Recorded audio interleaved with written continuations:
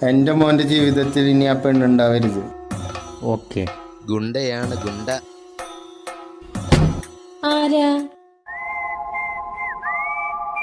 നീ ഒരു ചെക്കനെ പ്രേമിക്കുന്നില്ലേ?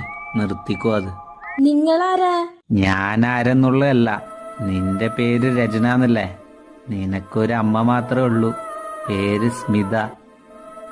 പറയുന്നത് കേട്ടോ, ഇനി നീ അവനെ കാണാനോ സംസാരിക്കാനോ നിന്ന പിന്നെ നീ ജീവനോടെ ഉണ്ടാവില്ല.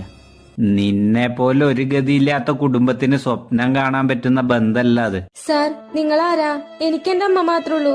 ആ അമ്മയുടെ അനുഗ്രഹത്തോടെ വിഷ്ണുവിനെ കല്യാണം കഴിക്കണമെന്നാ എന്റെ ആഗ്രഹം. അമ്മയുടെ അനുഗ്രഹത്തോടെ കല്യാണം കഴിക്കണോ? അതിനമ്മ ജീവിച്ചിരുന്നിട്ട് വേണ്ടേ? എനിക്ക് എന്റെ അമ്മോടൊന്ന് സംസാരിക്കണം. ആ, സംസാരിക്ക്.